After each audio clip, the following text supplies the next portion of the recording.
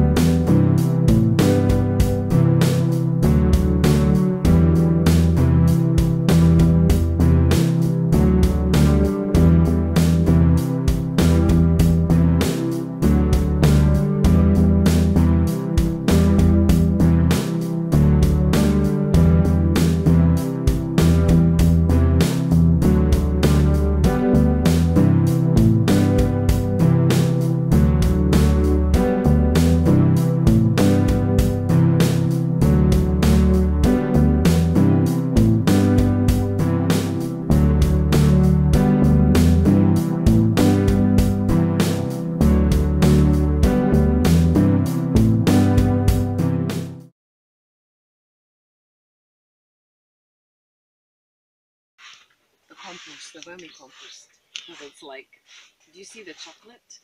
I mean, like, this is perfect. This is when you know you have it right?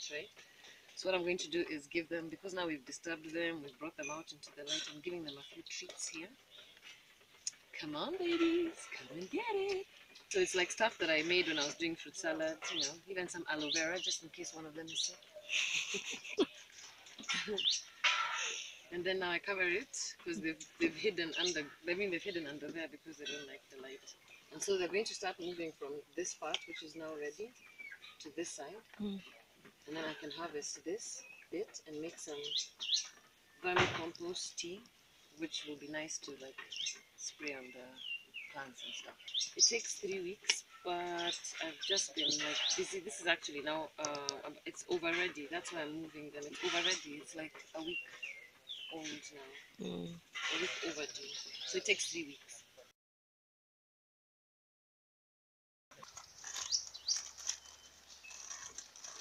And then, you know, this soil is so good, man. Made it right here with stuff that I picked up.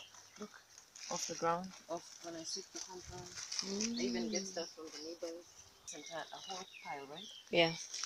And then I remove the one this is the stuff that's not ready. I'm going to go up and build something like this, going up. That's what I make my seed beds out of. So I compost the bottom. So this stuff is from there. Then when it's ready, when I'm turning it, I throw some in here, and then I sieve it, and then I come and I throw what's not ready. Then I start to make a new layer of topsoil. It's called sheet mulching. The cardboard and the newspaper. This is the first layer now. I'll put all the stuff on top. I'll water this and then I'll just start building up. The seed bed will be until here. This is amazing. I planted this like in December. I'd even given up on it. It survived through the drought, and then when the rains just came, it just And I'm so overwhelmed because I've been transplanting them for about 2 weeks now and I'm not done.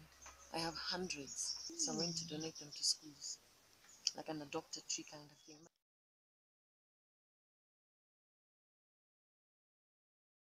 I mean, we believed that we're incapable, first of all.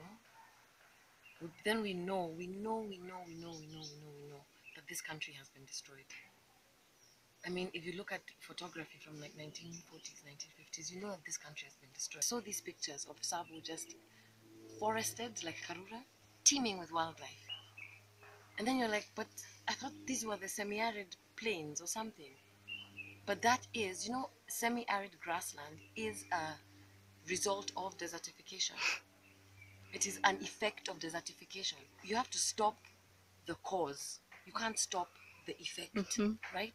So we're not approaching it from a holistic point of view.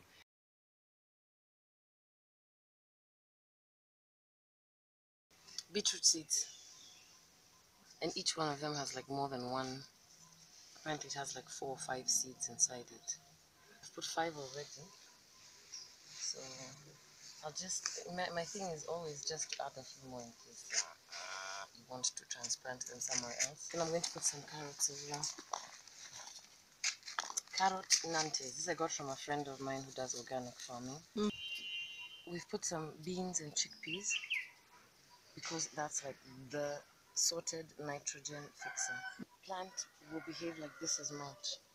So even if you don't have ready available mulch, glass bottles and stones have the same effect. As long as you cover the soil, as long as you cover the soil and cover the plants, even with just glass bottles, it believes that it's mulched.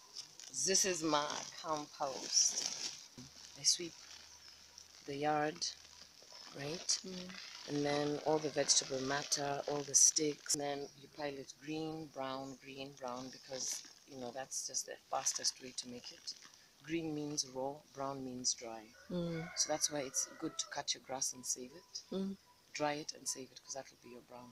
And then if you just keep it moist, and I don't really water it, that's the thing.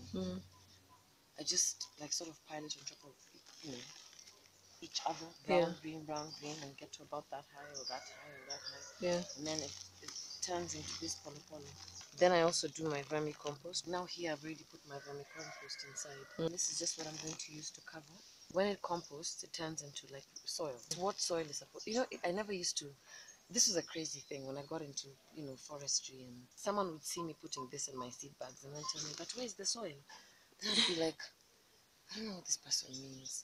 That is compost. I'm like, yeah, but isn't that soil? Isn't that what soil is supposed to be like? Good soil is supposed to be rich with nutrients and organic matter and doo-doos and everything. So you know that you're doing a good job when you start seeing organisms like this. I mean, they're crawling all over the place, and that's soil, right? A thin layer, because the idea is that we've depleted all our nutritious soil with this, I don't know, ridiculous concept of this is not soil, soil has to be clean. You know, so our soil is clean, and if it's clean, that means it's naked. And if it's naked, it's dry, it's cracked, it's got no nutrition in it, because then when you see it, it's got nothing. And organisms, it means that there's something in there that they're eating, right? To be there, it means that there's habitat. And because we've depleted all our soil, we have to build our soil. And that's one of the things that I learned that I just fell in love with. I've always loved forests, right? Yeah. And loved trees. And then Wagari Maathai died. And then it was almost like the boss of the trees has died. And then now nobody's planting trees. And there are all these movements and all these things that were sort of established in her name. But then I mean, even access to information. Like, if I have an acre of land and I want to make my land more nutritious, there was just, you know, no information. The queen of trees had died. There was nowhere to look for, you know. I could see, just by having been alive in this country for 40 years, how Kenya has changed, you guys. Yeah. And it scared me, because I didn't understand the level of desertification until I saw what like the Yatta Plateau looks like, and Kitui and Machakos, and just how bare and cracked and barren. Like, we've gone beyond semi-arid grassland, we're getting into desert. And then, you know, I just started like just thinking. I mean, that's what our brains are for, right? It's like, how do I love trees. I want to see trees. I hate the fact that there are no trees. And I'm like, wait, yo, I can plant trees. I can plant trees. I can plant trees. And I started to say, I plant trees for life. I plant trees for life. And the amount of information I have. So this was 2 years ago. So I'm still doing my acting, I'm still doing my casting, and I'm getting into my tree planting. And more, my desire to see things grow, because I've planted so many trees in these 2 years. I've planted about 1,000 trees in these 2 years. Well, maybe 2,000, let me say. Let's say it's about 900 or 1,000 in the ground and 1,000 plus seedlings. Yeah. So I've been planting for a long time, and I've seen trees even change the bird life here. Have you noticed? The bird life has increased. Yeah, I love it. And then for me, it's just that, oh wow, this is working. This is working. Adding a tree there, it does work. Adding another tree there, even because when you add trees, you have to mulch. And once you start to mulch, then you start to enrich the soil underneath. And when you uncover it, and there's like one lone tree. Can we go there and I show you? Okay. You have to mulch. You can't leave your soil like without mulch. Because you're sort of just like wasting all your all your nutrients. So when you open it up and you feel this, you know that, you know, the moistness is only sinking more and more inside. The moistness is only sinking deeper and deeper inside, right? Yeah. So because now there's nothing here, right? And I have to mulch, I come and I put herbs. That's oregano, because that's a perfect spot for it. It likes sun. Over here I've planted sunflower, because you just see that this place is so fertile.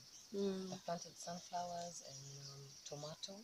I want to create a fence line of tomato, but only because you suddenly start to see that there's small spots of productivity on your land. From something as small as just mulching your tree, suddenly I have a farm here. So here I have, on this entire line, I'll have my dania, my nyanya, and my sunflower. I mean, food security is our thing, right? So food security requires that we start to I think, change our mindset about who's supposed to be planting the food. Because what I realized is when I was growing up, I always had a subsistence, like a little garden that I always planted something. And then I just forgot about it, and no one said to me, oh, but do you have any skumas at home? Because no one ever is trading. I have nyanyas. Do you want to come for some nyanyas? But every time you went to a relative's house or an auntie's house, you would leave with bags of real food all the time. And now suddenly, to go visit a friend, I have to go to the shop to buy her stuff. What if I don't have money? Then I don't visit my friend. So I'm like, why don't I just utilize any free time that I have to get into learning what I can learn about the earth, and see if I can just create food security for me. There's a freedom that comes from food security, and it can't be food security for me because it's for the family when you say me, right? And there's a freedom that comes from knowing I don't have to wait for the farmer to decide what he wants to plant. My choices are not based on what the farmer decides is the cheapest seed to buy or what's the easiest thing to grow. Now I know that I don't have fertilizer in my food, and I don't have any pesticides in my food. I'm becoming more aware of even the seed that I plant. You know, like, where am I getting my seed from? Because even poisoning our seed, that for me is the most degrading aspect of being a human being, that I did not even know that I'm going to a shop and buying poisoned seed already. So I'm already ingesting death and disease by the time I'm going to buy food. I stopped that. I want to stop that. I want to stop that cycle of being told that this is what I have to eat. And I want to know what it is that I'm eating. As simple as that. It's so much more peaceful than anganaing in traffic to go hustle for a job. The job is here. Washed, because now, did you go and check that there were no potatoes? I talked to a maize farmer. She said that the maize the prices just went up because a shortage was declared. So the mindset is released, then people respond in fear, and then because we respond in fear, we are now slaves to these people who are instilling this fear. And that, for me, watching it happen, because this was our maize, right? That was being sold for 2,000 bob a sack, that got brought back and got sold at 6,000 bob a sack. Our own maize. And then we just close our eyes, bury our heads in the sand and think, yeah, let's keep getting screwed in our food security, but they're not screwing us in any other way. They're screwing us in every way. I mean, we're screwed. We're screwed because they're changing our mindsets and making us believe in scarcity. This is an agricultural country. Why don't you just prove it to yourself? If you have a piece of land, this is an agricultural country. Don't get swept away in a mindset of, I don't know, of a politician believing that he can instill fear in order to get power, in order to get your votes, in order to get money, in order to sustain his campaign. Do you understand that this is a cycle of stupidity? And me, if I see it, I'm not going to fight it. I'm just going to go, but dude, I have some green, and that means that there must be some water here. So instead of taking away all the lawn at once, I'm going to do it bit by bit. I'm going to do swales here just to harvest rainwater, because that's all we have. But then there's ways of farming, and mulching is such an important aspect of retaining moisture in soil. This may have seen work because this tree has grown on rain, and this swales and contour lines are drawn into the earth, right, to do smart water harvesting. And I'm training some kids in Kariobangi. We did swales yesterday as well. So what you do is you have to find the parts of your land that are level using, and there's some tool for it. I don't have it here. I wish I had it, but I left it with the kids. And you measure your contour lines and then dig a trench that follows that contour line. And when your rainwater falls onto your land, it starts to collect in that contour line, in that terrace, that trench that you've dug, because you stop the water from running off your land. So if we put a swale here, we can create something here like an orchard. If we put a swale up there, then we'll find that in a few years' time, this might just turn into a natural pond or a natural spring, because you start to hold the water on your land. Irrigation is important, but it has to be smart irrigation. And if you're doing a swale and you are harvesting your rainwater, right, and then you do maybe micro irrigation, which is really, really tiny drop. If you have the money to do micro irrigation, or even this kind of irrigation, which is just the bottles, right, you can collect this water from the swale, or you can do the irrigation only when it looks like the swale has like completely finished all its water. But even then, the irrigation will be less. So start to think of how to harvest whatever water falls, whatever water comes in from your, I mean, like today I was looking at the bathroom pipes, and I have a clamp thing that I'm going to because I'm like, when I shower, that water can go into a garden instead of just going in the bottle. I don't come and water here. I don't come and water. When I was planting, I'll water it. If I come and I open and I see it's dry, I'll come and I'll water this, and I'll come and fill this. And I'll never put water here on top, because that's wasting. It makes sense to put the water in the ground. Wow. Into the roots, because the roots are what absorb it into the plant. So this is really smart. This, for me, is the cheapest form of irrigation if you can't afford and swales. To see it happen, just to see, and then to see what would happen if I could then extend this same exercise into schools and teach kids, especially high school kids, because I don't understand the idea that there's no employment. You know, you don't even need land. If you have, by the way, if you have a concrete slab, right, you can still do all of this. You could just build your soil up. And the idea that then your mom has to go out and work hard and then buy food, and we're sitting in the house twiddling our nails waiting for our results. You know, for me, teaching the high school students so that they have something, a skill that they can use while they're just twiddling their thumbs. I mean, even if I just change 10 people's mindsets, the fascination with understanding what composting is, that in itself is one of the most glorious experiences for me. And I really want to see kids understand that they are empowered because they can do. As long as you can do something, you are just being smart. Stop being greedy. Stop cutting the trees. Stop accepting your poison food. from the supermarket. I start being smarter. That's what I want. Of course, I with lots of people because I've changed. They'll be here planting, then be at a bar or at a, production meeting or at a script reading or at a KFTPA meeting. Do you understand? Like I've changed and people have insulted me, gotten pissed off at me, told me I'm unreliable. But the thing is that when you're fascinated with some, I'd rather drop off those other things and focus on this for now.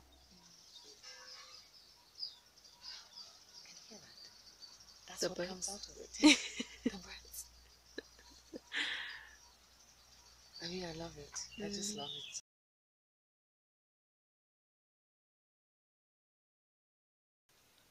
Now, wasn't that an amazingly inspiring conversation? I am so honored to have her as my first guest on this show. The one thing that I took away from the conversation that I had with her is that we have a choice. We can take control of some of the things that we have felt powerless with in the past. Something like food security is definitely one of those things that we can take back our power with. And permaculture is an amazingly beautiful way to do that. I am witnessing this fact with my own eyes. And what we've touched on today is just barely even the tip of the iceberg about permaculture. This can be an amazing way to restore ecosystems, to combat climate change. It can be our solution for so many things. And it's also just a small part of a more holistic way of looking at living. So please let me know what you think. Feel free to share any questions or comments that you have down below, and let's have a conversation. And please also share this as much as you can with as many people as you can. This is my desire. This is what I want to accomplish with Zumbua. It's to present different points of view from people who are doing inspiring things. Also, if you'd like to be featured on the show, if you feel like you're doing something inspiring in your own life, please feel free to reach out to me. So look out for the next episode of Zumbua coming up next month. And until then, keep exploring and keep discovering.